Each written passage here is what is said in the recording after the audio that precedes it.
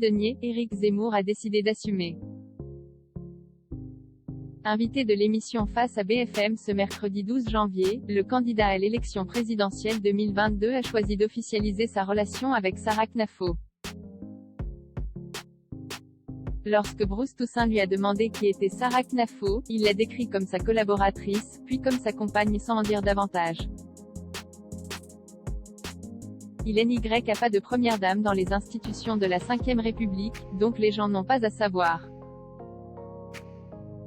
Ma vie privée, c'est ma vie privée.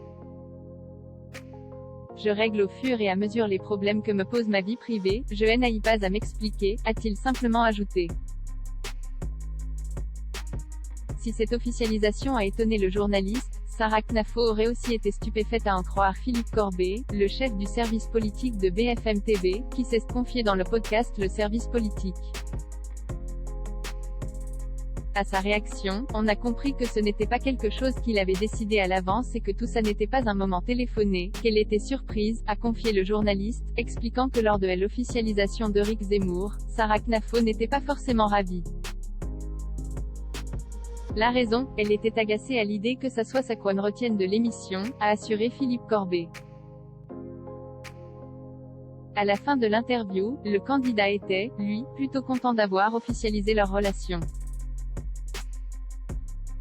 En sortant, il ne regrettait pas d'avoir évoqué ce sujet-là, selon le chef de service de BFM TV appuyé par son confrère, Léopold Audebert à qui Éric Zemmour aurait confié « Bruce Toussaint m'a fait parler de moi, davantage que de Jeanne à l'habitude.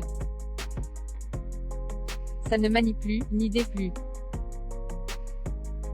J'ai essayé d'être le plus sincère possible. » On ne sait en revanche rien de la discussion qui a dû suivre entre Éric Zemmour et Sarah Knafo.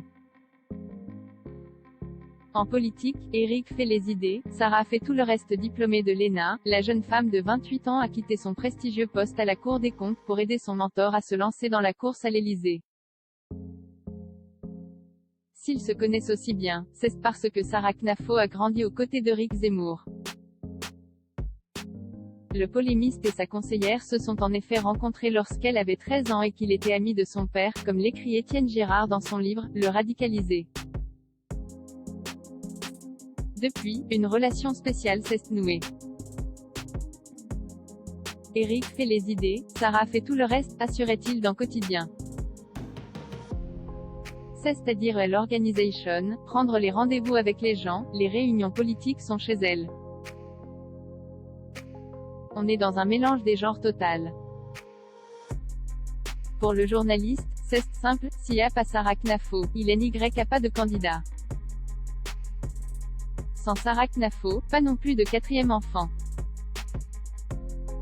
Car comme vous le révélait Closer, les deux accueilleront un enfant juste après l'élection, en mai prochain.